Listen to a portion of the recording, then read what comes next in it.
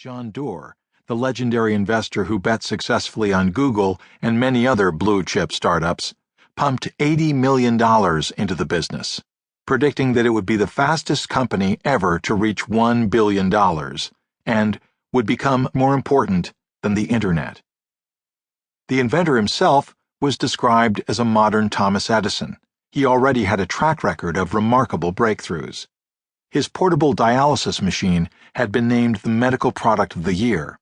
His portable drug infusion pump reduced the time that patients were stuck in hospitals. And his vascular stent is connected to Vice President Dick Cheney's heart.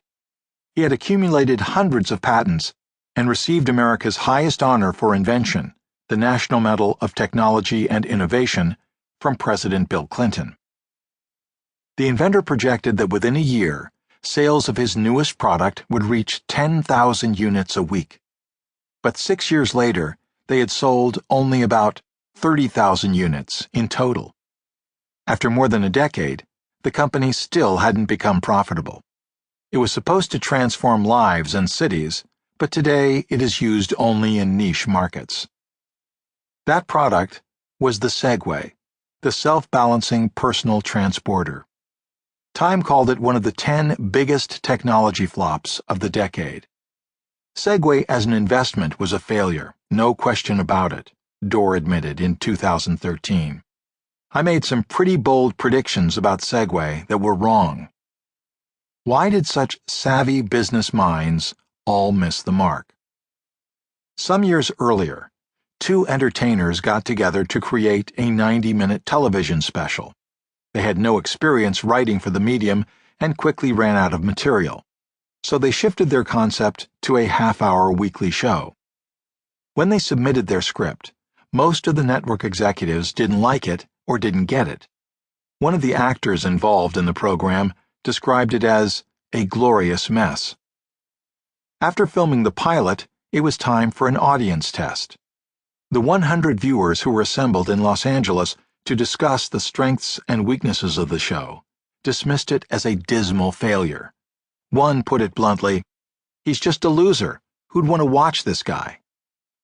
After about 600 additional people were shown the pilot in 4 different cities, the summary report concluded, no segment of the audience was eager to watch the show again. The performance was rated weak. The pilot episode squeaked onto the airwaves, and as expected, it wasn't a hit. Between that and the negative audience tests, the show should have been toast. But one executive campaigned to have 4 more episodes made. They didn't go live until nearly a year after the pilot, and again, they failed to gain a devoted following.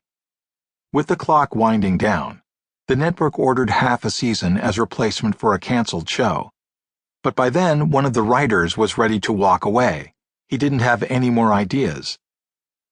It's a good thing he changed his mind. Over the next decade, the show dominated the Nielsen ratings and brought in over $1 billion in revenues. It became the most popular TV series in America, and TV Guide named it the greatest program of all time.